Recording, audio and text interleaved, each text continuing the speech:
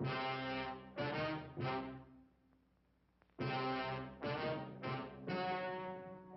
and gentlemen, the story you are about to see is true. The names have been changed to protect the innocent.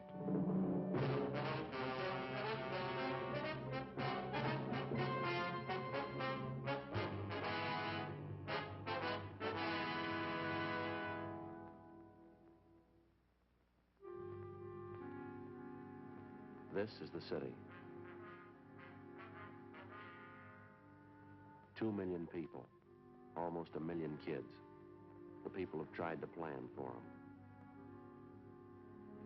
They've built schools for them to learn in,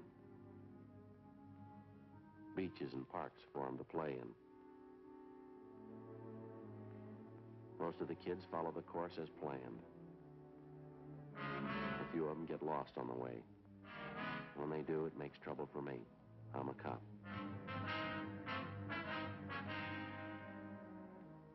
It was Thursday, April 10th. We were working the day watch out of Juvenile Division. My partner's Frank Smith. The boss is Captain Stein. My name's Friday. A crime wave had suddenly erupted among the teenagers of the city. We were getting reports of robberies, burglaries, and bodily assault. We didn't know why it was happening, but we had to try and stop it.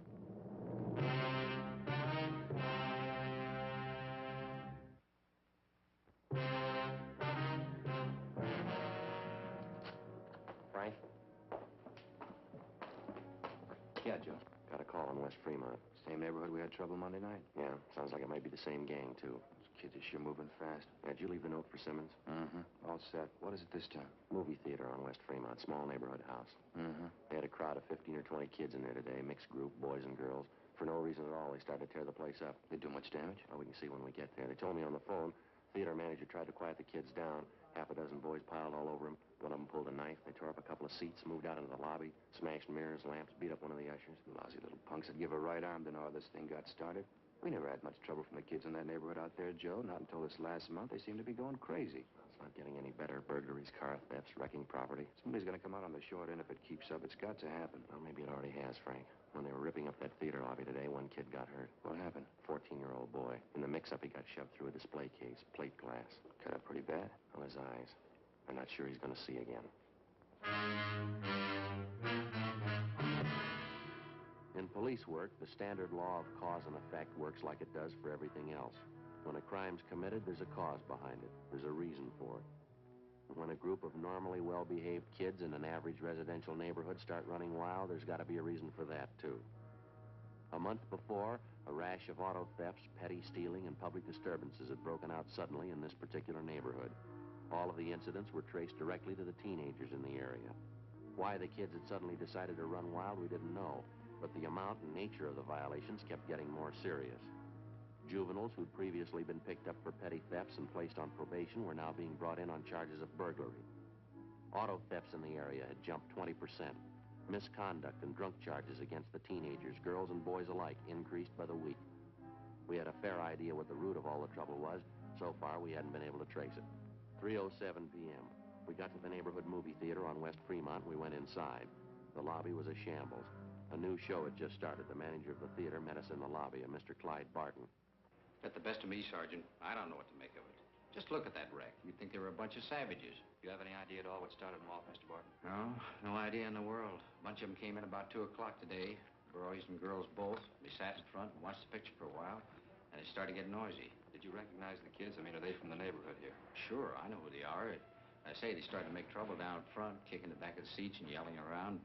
Usher couldn't do anything with them, so I went down to tell them to quiet down and get out. Well, did any of them in particular seem responsible for the racket? Any ringleader? Not that I noticed, no. I tried to be nice to kids, reason with them.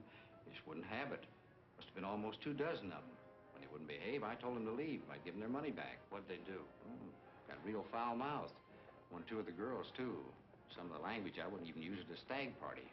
Well, I got so mad, I grabbed 2 of the guys by the neck and told them to get out. And that's when it broke loose. What happened exactly? A whole crowd of them jumped out of their seats and piled on me. I fell back down there on the floor, and I started swinging. To tell you the truth, Sergeant, I was scared. I didn't know what to make of them. It seemed like a pack of animals, wild. I happened to hit this one kid, and I saw him pull out a knife and come at me. You usually get along pretty well with the neighborhood kids, do you, Mr. Barton? They don't have any grudge against you that you know of? Not that I know of, no. Up until a few weeks ago, everything was fine. I never had a bit of trouble with them. Then all this rowdy stuff began. I tell you, it's got the best of me. This is the first time you've had any trouble of any real size, is that right? Yeah, well, once in a while the kids fool around the show, talking loud, you know, but nothing like this. You want to see Fred, my usher, the way they messed him up. Brutal. That little 14-year-old that they shoved through the glass showcase. Gonna be a real mess if he doesn't pull through. I was going to ask you, sir, about the kids in that crowd you recognized. You happen to know any of their names? Here's the list. 7 names in all. Every one of those kids was in that gang. I can give you a hand tracking down their addresses. Thank you. Something else. Here's what I was talking about. What's this, sir? In that scramble here in the lobby, that little box fell out of one of the kids' pockets. One of the ushers picked it up and brought it into me. Have a look inside. Frank? Mm-hmm. I don't know too much about it, Sergeant, but I got a hunch. I don't think I made a mistake. Yeah. What do you think? No, sir, it's no mistake. Marijuana.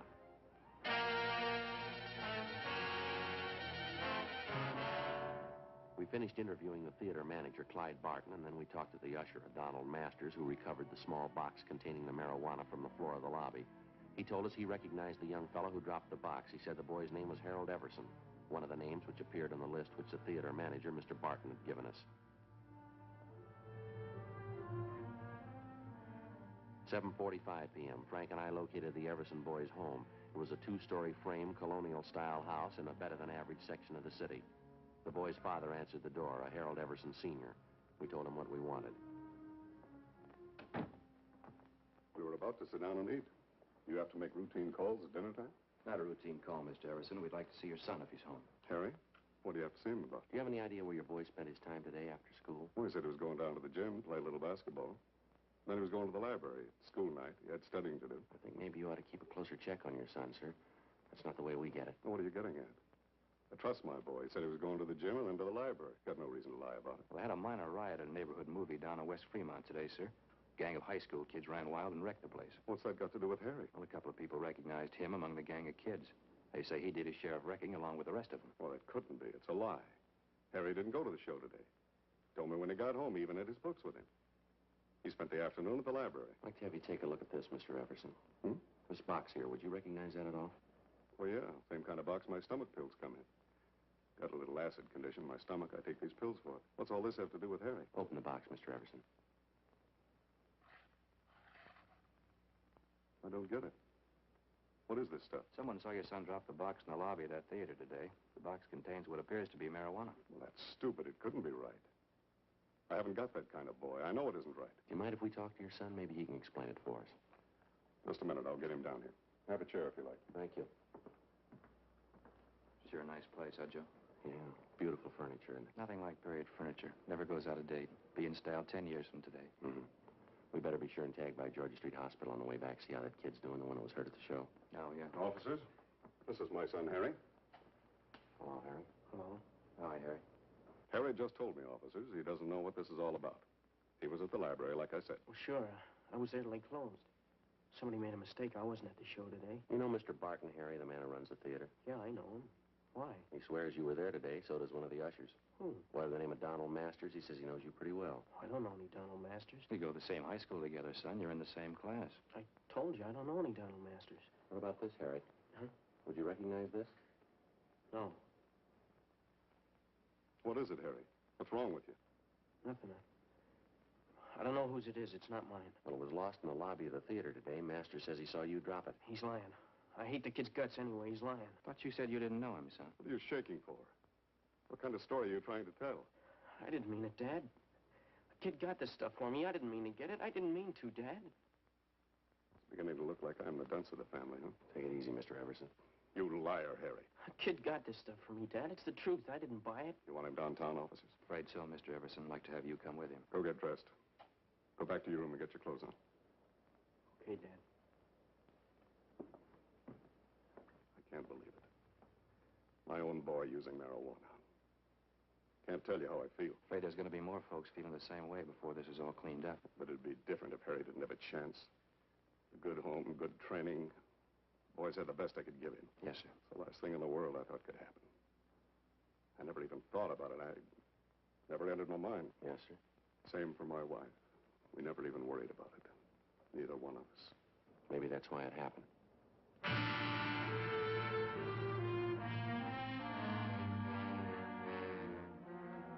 Before we left the Everson house, we checked the boy's room and came up with another small box full of marijuana, which he'd hidden back in his closet. Besides Everson and his son, Harry, 4 other teenagers who'd had a part in the theater brawl were rounded up and taken downtown along with their fathers for interrogation. By the time we finished our questioning and the teenagers had finished talking, we had most of the story pieced together. A story that had the parents so amazed that half of them thought the youngsters were making it up.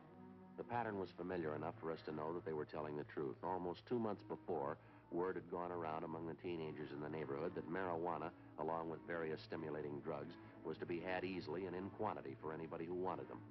Word was passed around that it was the new thing to do, the smart thing to do, if you wanted to keep up with the crowd. In questioning the Everson boy, we found that he seemed to know more about the history and operations of the narcotics campaign in the neighborhood than the other boys did. I know one of the guys who first showed up with this stuff. Name's Johnny Demering. He's about my age, 17. I used to know him pretty well. How do you mean he was the first to show up with the stuff, Harry? What kind of stuff? Marijuana and some of the other things. You know, yellow jackets, goofballs. More of the kids go for them than they do for marijuana. And do the youngsters know what these goofballs are made of, son? They know what they are? It's dope, I guess. Narcotics. Kids get a big kick out of them. I guess that's all they care. Now, this Johnny Demering, does he sell the stuff around the neighborhood, Harry? Well, yeah, he was the first one. He's got a couple other kids selling for him now. A couple of them are girls. They sell a lot for him. Johnny makes pretty good money. Yeah, I guess he does. Where does he get the stuff from, do you know? No, I wouldn't know that. Someplace downtown, Johnny knows a guy. Never told anybody where he goes to meet the guy. Nobody ever goes with him. Was Johnny at the show with you today? No, he doesn't hang around with the kids much anymore. He's getting a little big time, I think. Got his own car, good-looking girlfriend downtown. Says he's going to quit school next month. Where does Johnny live, son? Can you tell us that? I don't know the address right off. I can check it for you in the phone book. How about the kids that Johnny hires to sell the stuff? Can you give us their names? Yeah, okay. I think I can remember who they are. You gonna bring Johnny in and talk to him? That's the idea, yeah, son. I don't know if you'll find him right away. He probably heard about the trouble today. Johnny's a pretty smart guy. We'll find him. Nobody knows much about him. He never talks about what he's doing, never tells anybody anything. Well, he told you. How smart was that? Complete statements were taken from each of the youngsters we'd brought in for questioning, and then in practically all cases, they were detained pending the completion of the investigation. With the information we had at hand, it took us the better part of 4 days to round up everybody involved in the narcotics distribution system, which had been set up among the teenagers in the neighborhood by 17-year-old Johnny Demering. As for the Demering boy himself, he couldn't be found. We checked with his family, his relatives, his friends, all his known associates. We got out a warrant on him. And then we checked the car he owned through DMV, and we got out a warrant for that. No sign of the boy. Narcotics Division gave us a hand and got their informants busy trying to track down the source of the dope for which the Demering boy had been the only distributor. We knew it went far beyond him. The whole campaign to introduce narcotics in a seemingly harmless form among neighborhood teenagers and then gradually build a solid demand for more expensive stuff as the habit grew and took roots with each and every youngster. It reached to the same vicious men who make their money off the hopeless adult drug addict. The same vicious men who today are trying to build a new market for their wares among the young people of this country. Tuesday, April 29th, 2:30 p.m. I'll get it. Right. Juvenile Division, Smith. Yeah, Brady. Uh-huh. That right? What's his name? All right. Right, goodbye. Joe. Yeah. Brady from Narcotics, they figure they got our man. The Demering boy? No, the guy was pushing the stuff to Demering. His name's Jocko Harris. They found him in the county hospital this morning. Yeah. Somebody got a hold of him 2 nights ago, gave him a good working over. If we're lucky, we'll make it. What do you mean? He's not supposed to last a day. 2:35 p.m. Frank and I left the office and went immediately to the county hospital where we were allowed to interview the narcotics suspect, Jocko Harris, briefly. He was in critical condition with a fracture of the skull. He gave us a statement in the form of a dying declaration. He admitted being the connection for 17-year-old Johnny Demering and admitted also that he kept the boy supplied with enough narcotics to keep the neighborhood teenage demand for the stuff fully satisfied. Seemed like a good boy, Johnny. Nice kid. Smart. Never thought he'd turn the way he did, that's all. Where is he, Jocko? Do you know? I only wish I did. Go beat his head in, get my stuff back. Took everything I had. One of the biggest hauls I ever handled, every ounce. What was it, heroin? The best. Got only one word for you. Yeah. You better get him fast.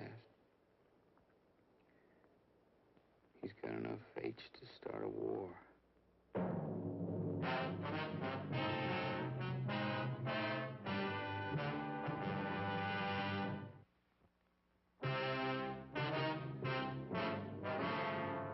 Wednesday, April 30th, 9 a.m. The hunt for 17-year-old Johnny Demring was intensified. To our knowledge, because of the information we'd gained from narcotics peddler Jocko Harris, the teenage youngster had a large store of high-grade heroin, which we knew, because of his inexperience, he was unaccustomed to dealing with. In his hands, the narcotics immediately became a lethal weapon.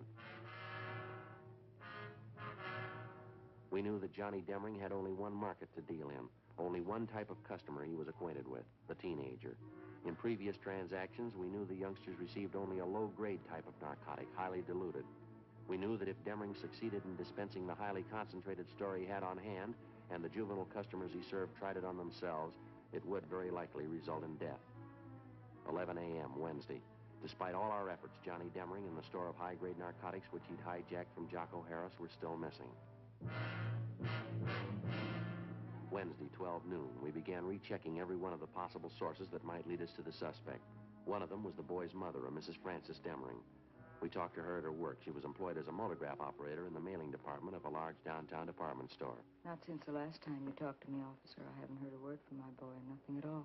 Have you heard anything? Well, yes, ma'am, in a way. We've got an ID still somewhere in the city. That's why we figured we'd come back and talk to you again. Have you been in touch with your relatives in town recently, Miss Demring? I mean, those Johnny might possibly contact. Yes, there's just my sister and my mother. They're the only ones I think Johnny'd go to in a case like this. Maybe because he's in trouble and all. I only wish I could have stopped the whole thing. I mean, even before it started. It should never have even started. Yes, ma'am. I guess it just wasn't to be right from the start. Johnny's father ran away, you know. I tried my best after that, and never seemed to be enough. I suppose there's no getting away from it. A boy needs a father. You can try all you want. They still need a father, some kind of discipline. Yes, ma'am. Well, how about the relatives you have out of town, Miss Demring? Any word from them at all about Johnny? No, Sergeant, nothing. Matter of fact, I've been waiting for a letter. Nothing at all. Do you have any idea at all where Johnny most likely go in town if he didn't want to be seen, Mrs. Demring? Where he'd go? No, I wouldn't know that, Sergeant. First place, Johnny's never really been in trouble before. I mean, where he'd have to hide. He's always been good to me. Maybe too good. I wouldn't know that. Now, how about Johnny's school friends, ma'am? Would there be any one of them he might possibly contact in a jam? None that I haven't told you about before, I don't think. Evelyn. She's the only one I suppose Johnny'd go to if he needed help, if he was in trouble. That's his girlfriend at the high school, Evelyn Maxford. Yes, that's right. Sweet girl. How about a girlfriend that Johnny was supposed to have downtown somewhere, Miss Demring? Would you know anything about her? Nothing really, no. I knew Johnny had some other girl besides Evelyn. He did mention she lived downtown. Guess that's all I know about her. Name was Betty, I think. Johnny mentioned it once. That's all I know about her, though. You have no idea where she lived downtown? No, I don't. Johnny and his girlfriends, that was one thing I tried not to pry into. All right, ma'am. Thank you very much. Appreciate it if you'd notify us if you hear anything at all about your son. All right, thank you. Tomorrow's Johnny's birthday, you know. I meant to tell you. I always expect Johnny home on his birthday. Seems no matter where he is, how he's tied up with his school or sports or something, Johnny always makes it home for his birthday. I see. Wonder how it'll be tomorrow. He's never missed being home on his birthday, not once. Well, if he shows up, I guess you can count on one thing, ma'am. What's that? He might have to miss next year. 2 p.m. Frank and I picked up a glass of milk and a hot dog for lunch, and then we continued making a check of Johnny Demring's closest friends. Next in line after his mother was Demring's high school girlfriend, Evelyn Maxford. We located her at home. She seemed unusually nervous as we interviewed her. No, there's nothing wrong. It's just all this business about Johnny. All this trouble. I've been upset ever since I heard about it. You haven't heard from Johnny at all, Miss Maxford. He's made no attempt to contact you since the last time we talked. I haven't heard a word, officer. I know tomorrow's his birthday. His mother's expecting him home. I know he won't come, though. I'm sure of that. How are you sure, miss? Well, I just know that's all. I guess he should give himself up and take his chances. But I know he won't. I know Johnny that well. He just isn't that type. I'd like to ask you again, miss. Yes? Are you sure you haven't heard from Johnny Demring recently in the past 2 days or so? No. That's what I told you. Don't you believe me? Do you know why we're so anxious to locate Johnny, Miss Maxford? Well, I think so. It's about the narcotics business. You say Johnny had a hand in it. He was selling those things to the kids. I still don't believe it myself. It's a lot more than that the way it stands now, Miss Maxford. What do you mean? When he was at school, Johnny was kept supplied with narcotics by a man named Jocko Harris. He's what we call a pusher, a kind of an in-between supply man in the narcotics trade. 2 nights ago, Johnny caught up with Harris. He beat him up badly enough to send him to the hospital with a skull fracture. And then Johnny stole every bit of narcotics Harris had in his room, some of the strongest stuff you can buy on the market. That's why we want Johnny, Miss Maxford. I don't think I understand. What does it mean? Well, it means that most of the teenage kids Johnny's been supplying stuff to have been getting fairly weak grades of heroin.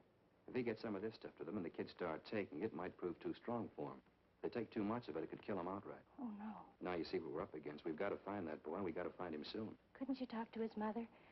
Maybe she could tell you something. We already have, miss. She couldn't tell us anything. That's why we halfway depended on you. Why do they have to put it in my lap? Why does it have to be me? I liked Johnny for a while. I don't know what to think now. Have you heard from him, Miss Maxford? There's no reason to be afraid. You'd probably feel a lot worse if something happened to one of the high school kids, wouldn't you? Miss Maxford? I got a call from him yesterday. Johnny. He wouldn't tell me where he was. I asked him, but he wouldn't tell me. Well, what else did he say? He knows everybody's looking for him. He doesn't know about the stuff that he stole, though. I'm sure of that. He doesn't know what it could do. Did he make any dates with you? Did he want to see you? Yes, he wants to see me. He wants me to meet him this evening. Where? He's going to tell me. Excuse me, I'll have to get the phone. Hello? Yes? Oh, but I don't know. I don't really. What? 5:30? All right. Yes. Yes, I'll meet you then. All right. Bye. Sergeant, Yes, ma'am. that was Johnny just then. He wanted to make sure I was going to meet him. When? 5:30 in Lake Park, Which side, miss? the west side. Sergeant, I could hardly understand him. He said he was sick. Ma'am? He sounded sick, too. Terribly sick. It can't be true. Hope to God it's not true. What's that? The narcotics he stole from that man.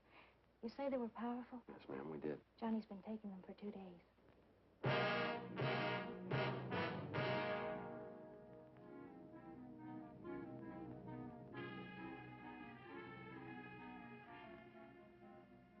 Together with 2 other men from Juvenile Bureau, Hurst and McTighe, we drove down near the appointed spot along the lake in Lake Park where Evelyn Maxford's meeting with the teenage suspect Johnny Demering was to take place.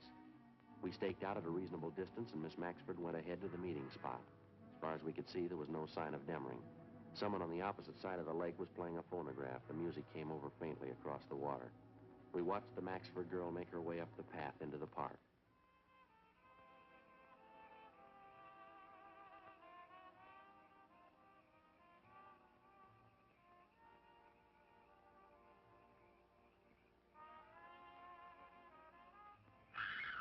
Come on.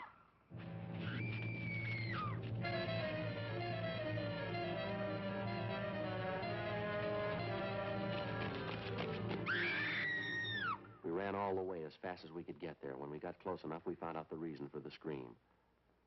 He was lying face up in the water near a clump of trees. He was a good-looking boy, dark hair, good build, handsome. Took only one look and you knew right away he was too young to be dead. You could argue for a week, but you couldn't change it. He was dead. The girl stood over him, her face in her hands, crying. I don't see any marks in the body, do you, Joe? No.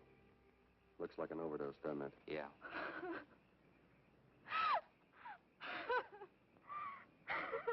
We better get her out of here, huh? Yeah. It's all right, Miss Maxford. Come on. Let's go over here.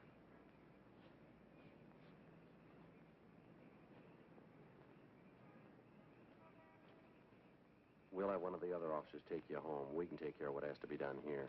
He was a good boy, Sergeant. He was smart. How could he ever get started in such a thing? How could he make such a mistake? He had the best excuse in the world, miss. Yes? He was 17.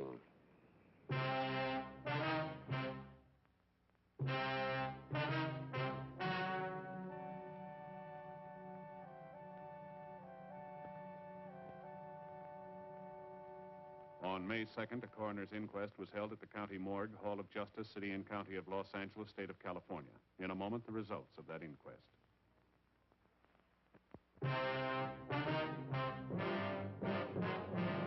Those involved in the the juvenile narcotics ring, a total of 8 persons were tried and convicted under the State Narcotics Act.